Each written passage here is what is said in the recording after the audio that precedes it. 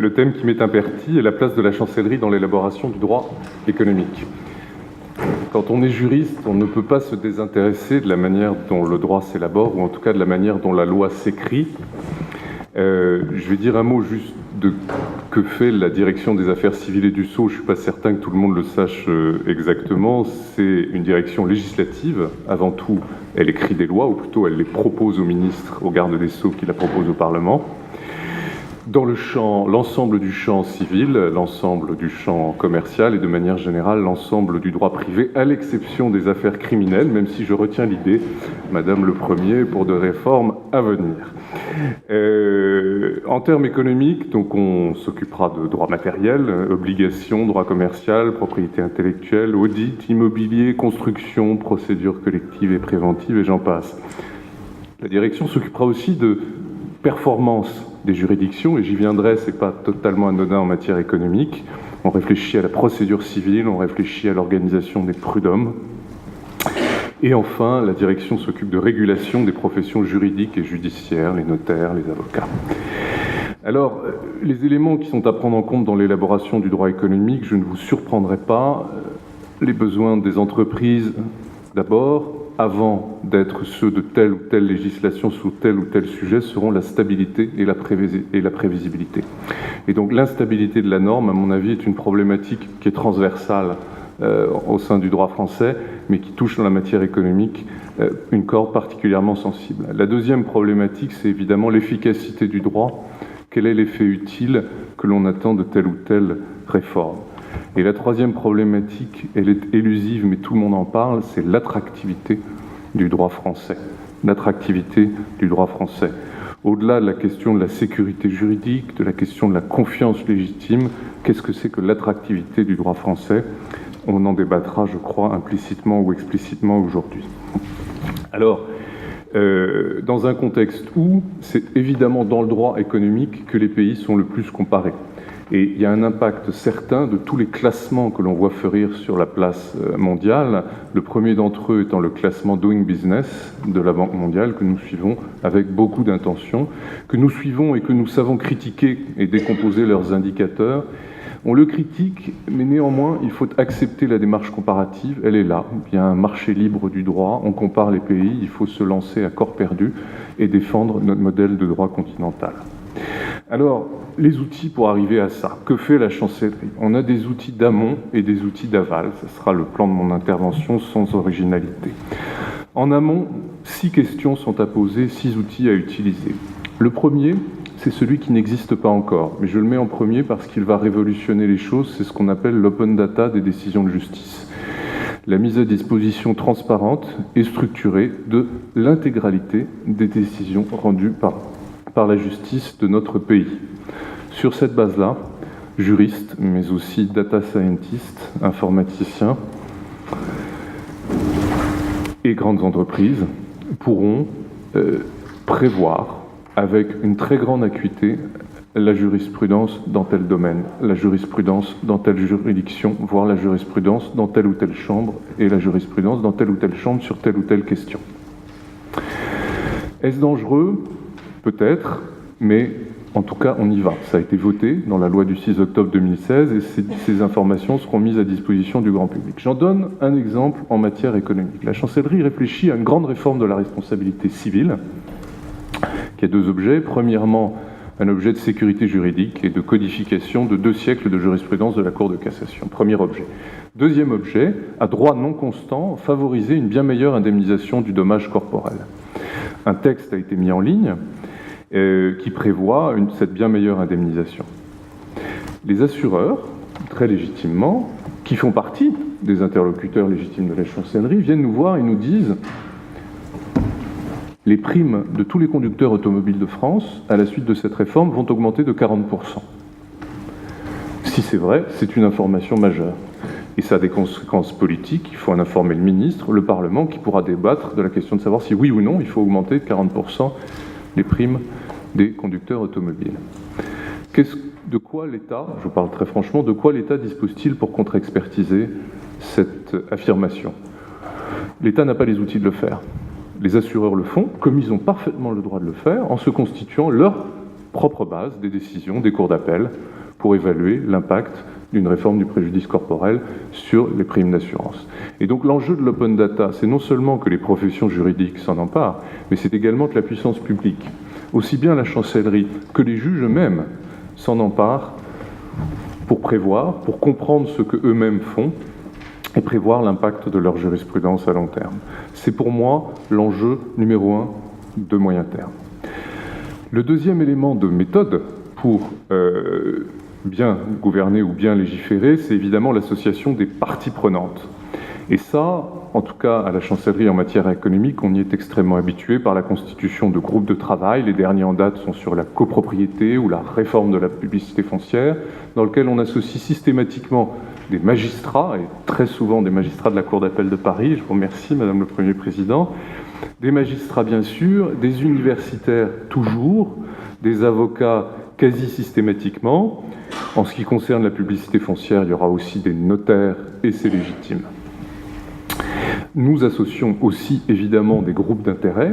On verra le MEDEF, les chambres de commerce, on verra les représentants des différentes professions. On auditionnera ensuite l'ensemble des parties intéressées et on se déplacera à Bruxelles. Parfois même, on fait des ateliers techniques avec uniquement des praticiens. Je pense à l'ordonnance sur la dématérialisation des assemblées générales avec des praticiens du droit des sociétés. La méthode, et là j'insiste car c'est extrêmement nouveau, la méthode peut être également participative sur le fondement d'une consultation publique. Ça n'était pas la tradition à la chancellerie de rédiger la loi avec le grand public. C'est ce qui a été fait pour la réforme du droit des obligations. À la suite des commissions Catala et Terré, la chancellerie a mis en ligne un projet de texte de réforme du droit des contrats qui a donné lieu à un très grand débat. 3200 pages de contributions adressées à la chancellerie en un mois et demi, s'ajoutant à près de 2500 pages d'articles de doctrine rendus sur la base de ce texte publié, ce qui a permis de l'amender dans un souci constant d'assurer sa bonne réception par les praticiens. Et on voit, après des débats virulents et passionnés sur ce thème qui nous concerne tous, le droit des contrats, qui reste le socle, et j'y insiste, de l'ensemble des droits spéciaux dont on discutera aujourd'hui, cette méthode permet de limiter les difficultés. Elle permet aussi de rassurer le Parlement, et on voit bien que la ratification de l'ordonnance sur le droit des contrats qui a lieu en ce moment au Parlement se fait de manière très sereine, avec un nombre d'amendements limité, parce que tous les sujets ne sont pas consensuels, mais tous les sujets ont été élaborés de manière utile. C'est la même méthode qui sera adoptée pour la réforme de la responsabilité civile que j'évoquais tout à l'heure, et déjà 2 projets ont été diffusés et soumis au grand public. Méthode participative, c'était le 3e outil. Alors, le 4e outil, c'est bien la dialectique du droit spécial et du droit général, qui, en matière économique, est extrêmement prégnante. Et cette dialectique est pour nous un outil de préparation des réformes. Dans un monde idéal, l'introduction de nouvelles règles spéciales, dérogatoires au droit commun, ne devrait être nécessaire que dans la mesure où il y aurait un besoin particulièrement identifié que le droit général ne pourrait pas résoudre. Et on voit dans la multiplication des textes de ces dernières années, notamment dans les droits spéciaux, je pense par exemple au droit de la consommation ou au droit de la régulation économique, une source majeure d'inquiétude. J'ajouterai un autre élément de problématique sur l'articulation entre droit général et droit spécial, qui est que d'une certaine manière, les principaux droits spéciaux nous viennent de Bruxelles, alors que le droit général reste le droit national. Seules les mesures dérogatoires à notre droit commun doivent faire l'objet d'une transposition express, mais l'introduction de ces droits spéciaux peut nous poser des difficultés particulières ou soulever des opportunités. J'en donnerai un exemple avec la transposition de la directive sur le secret des affaires. C'est une directive qui est passée un peu inaperçue, qui doit être transposée d'ici juin prochain. Elle propose, de définir le secret des affaires, qui ne fait pas l'objet d'une définition uniforme en droit français, et de prévoir l'indemnisation d'une violation, d'une divulgation ou d'une obtention illicite de ce secret. C'est une mesure qui vise à protéger les entreprises innovantes. transposera la directive, qui ne laisse aucune marge de manœuvre sur ce point. On la transposera en appliquant les principes de droit commun de la responsabilité civile. Et donc, de ce point de vue-là, il n'y a rien de nouveau à écrire dans la loi, à part la définition du secret des affaires. En revanche, se pose une autre question. La directive prévoit des procédures contentieuses spécifiques pour l'indemnisation des violations du secret des affaires. La directive va jusqu'à prévoir des procédures contentieuses qui portent atteinte à la publicité des débats et au secret du contradictoire, ce qui évidemment ne va pas du tout de soi. Faut-il alors se contenter d'une transposition sèche, limitée strictement au champ de la directive, c'est-à-dire la violation, les contentieux en responsabilité pour violation du secret des affaires? Ou faut-il aller plus loin et poser une question transversale qui est celle de savoir s'il faut, en droit français, créer dans toutes les procédures civiles, toutes les procédures contentieuses commerciales et toutes les procédures contentieuses administratives, un mécanisme de protection du secret des affaires dans lequel une entreprise pourrait dire, et notamment en référé, par exemple des référés de l'article 145 du Code de procédure civile, dire « Attendez, les éléments que vous me demandez sont des éléments protégés par le secret des affaires, je demande qu'ils soient protégés et que le juge, avant de les verser au dossier, puisse seul, avec mon avocat, les regarder. » C'est une question qui est extrêmement délicate sur le plan juridique, c'est une atteinte au contradictoire, extrêmement délicate sur le plan politique, dans un univers où la question légitime de la performance économique peut se heurter à d'autres intérêts légitimes, par exemple la protection des sources des journalistes ou le droit à l'information des travailleurs. Je n'ai pas encore la réponse à cette question, qui est actuellement soumise à l'arbitrage de la garde des Sceaux et qui sera ultérieurement soumise au Parlement. Je remarquerai qu'on a déjà franchi le pas dans notre droit français à la suite de la transposition d'une autre directive européenne sur les pratiques anticoncurrentielles, ou plus exactement sur l'indemnisation des pratiques anticoncurrentielles qui prévoit ce type de mécanisme. Mais on voit bien que l'articulation droit spécial, droit général est bousculée par la nécessité de transposer un droit européen, c'est pas nouveau, très présent en matière économique, mais que se posent des questions nouvelles et que l'Europe, qui nous bouscule parfois, permet, je ne veux pas dire de violer un petit peu notre tradition juridique pour innover et qu'il ne faut pas s'en émouvoir trop non plus. Alors, je ne peux pas parler de droit spécial et droit général, évidemment, sans évoquer la réforme du droit des contrats que je mentionnais tout à l'heure. Cette réforme que je crois de grande qualité, je le dis d'autant plus librement que c'est ma prédécesseure, Carole Champalone, qui l'avait préparée. Cette réforme a une particularité, elle refond le socle de notre droit commun des obligations, mais elle le fait en s'inspirant beaucoup de droits spéciaux. Donc on a une rétroaction des droits spéciaux vers le cœur du Code civil. En quoi? Quelques exemples que vous connaissez. Une source d'inspiration évidente, ça a été le droit de la consommation, l'ordonnance sur le droit des contrats a consacré le devoir général d'information précontractuelle qui existait déjà dans le Code de la consommation, certes en s'inspirant de principes généraux que la Cour de cassation avait largement développés dans le droit des contrats, mais nous l'avons écrit de manière générale. L'introduction du déséquilibre significatif en droit commun, c'est-à-dire les clauses abusives, initialement introduit en droit de la consommation à l'article 212.1, puis dans le Code de commerce 442.6. Et l'inspiration du Code de la consommation est d'autant plus manifeste que la rédaction de l'article nouveau du Code civil, de 1171, est directement inspirée du Code de la consommation. Interprétation du contrat en faveur de l'adhérent dans les contrats d'adhésion. Introduction de la notion de contrat d'adhésion dans le Code civil. Là aussi, inspiration directe du droit de la consommation. Réduction du prix en cas d'acceptation d'une inexécution imparfaite. Tout ceci était connu dans le droit de la vente, tout ceci était connu dans le droit de la vente immobilière, mais c'est bien la première fois, et désormais c'est généralisé à l'ensemble du droit des contrats et pourra donc s'appliquer notamment à tous les contrats de prestation de services qui sont aujourd'hui le cœur de notre économie. Fixation du prix dans les contrats cadres, qui permet de fixer le prix postérieurement à la prestation et postérieurement bien sûr à la conclusion du contrat, inspiré du droit du louage de service.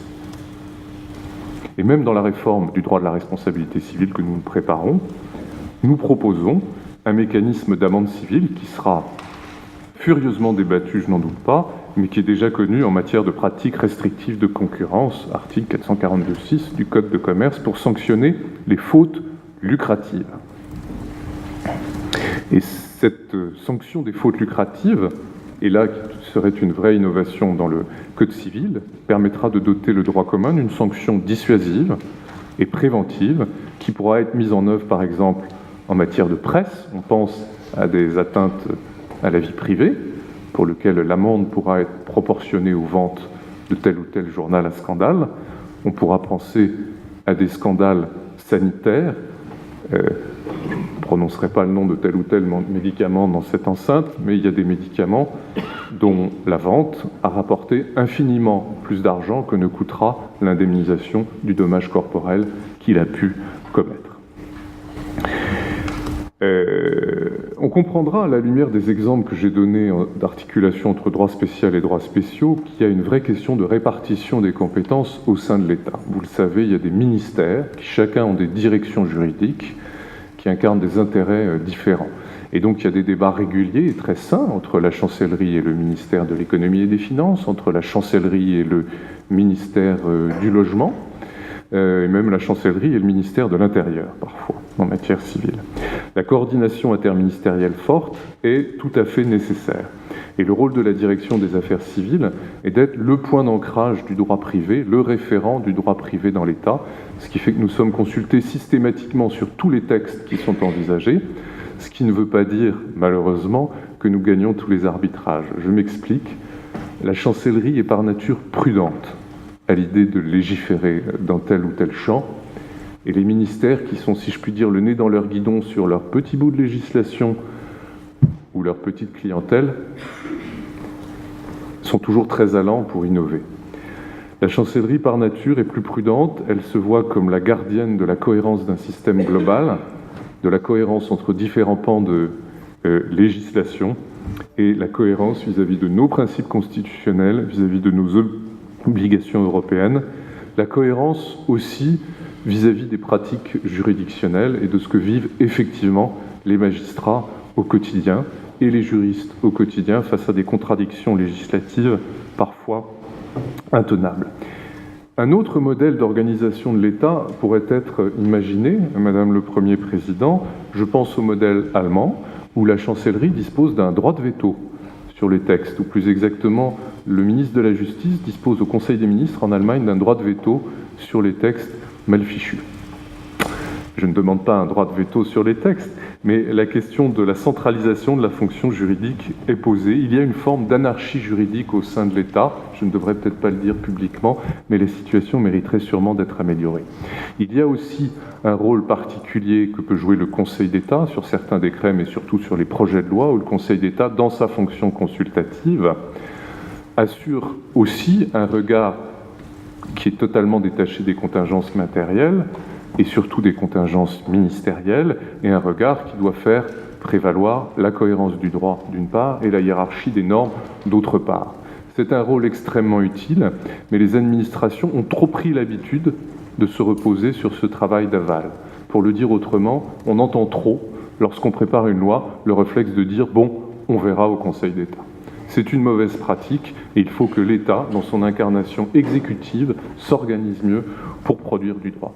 Sixième et dernier élément d'amont, les études d'impact, qui sont désormais une obligation constitutionnelle. Chaque projet de loi doit être accompagné d'une étude d'impact. Elles sont faites, elles sont plus ou moins faites.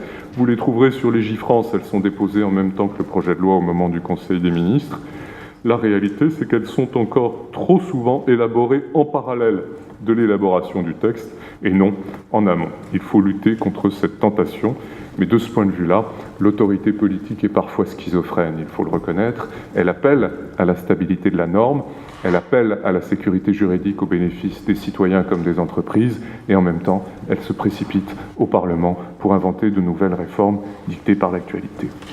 Ça, c'était mes questionnements d'amont. Je serai plus rapide sur mes questionnements d'aval. Plusieurs questions.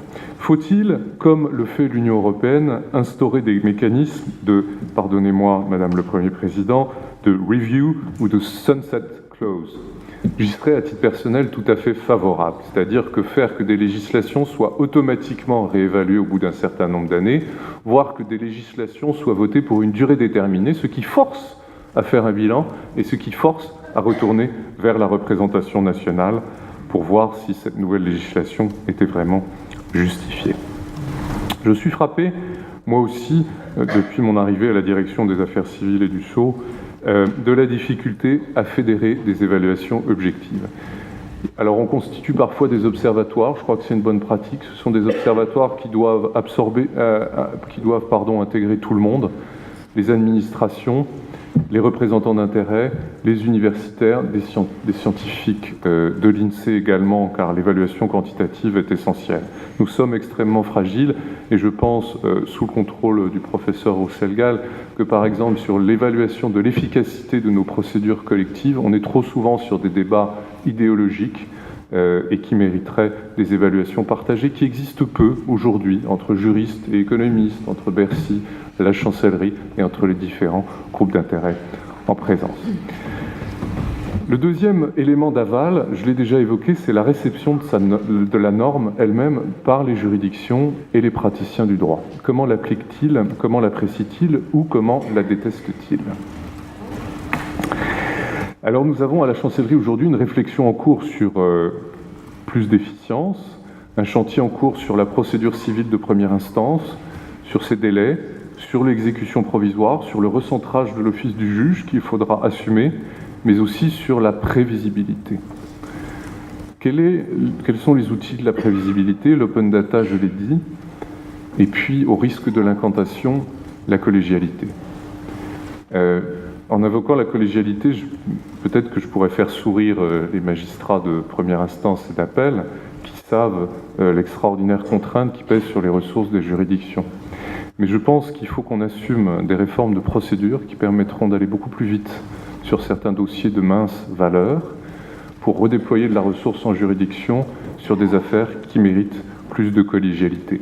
La Cour d'appel de Paris est peut-être à part, Madame le Premier, parce qu'elle a encore des forces vives, sûrement insuffisantes, mais en tout cas de grande qualité en raison des contentieux spécialisés qu'elle porte, mais l'inquiétude est, je crois, partout. Ce qui m'amène à poser une autre question, qui n'est pas une question d'élaboration de la norme, mais celle de la spécialisation des magistrats. Encore une fois, à la Cour d'appel de Paris, la question ne se pose pas. Des contentieux spécialisés très nobles lui sont à elle seule confiés, et elle a pu spécialiser en conséquence certains des meilleurs de ses magistrats.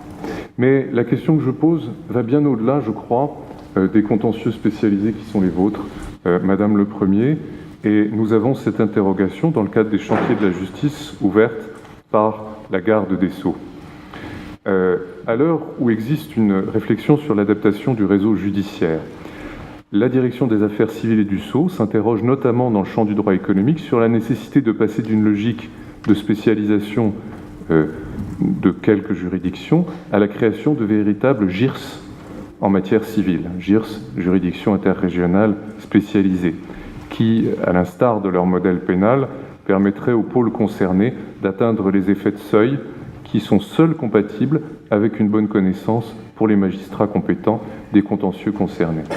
Et on peut très bien réfléchir, et sans du tout, et j'y insiste, modifier la répartition des lieux de justice sur le territoire, y compris des lieux où se tiennent effectivement des audiences, réfléchir à une nouvelle répartition des contentieux en fonction de la notion de masse critique pour bien juger.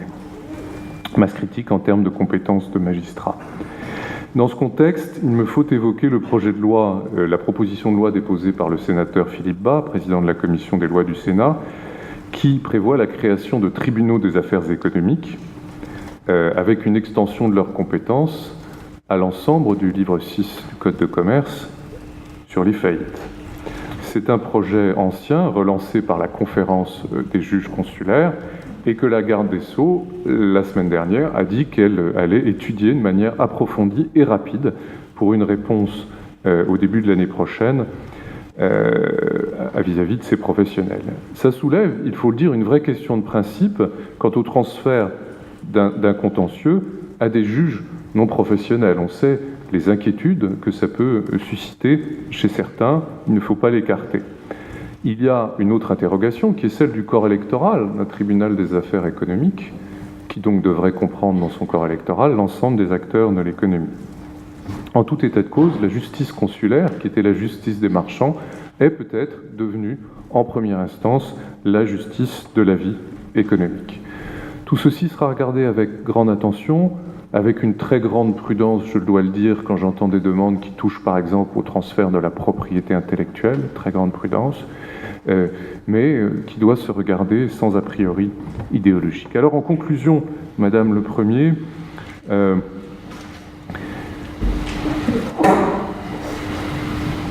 j'étais hier à Bruxelles, où j'ai rencontré la Commission européenne et la présidence du Conseil estonienne sur le projet de directive sur la prévention de l'insolvabilité.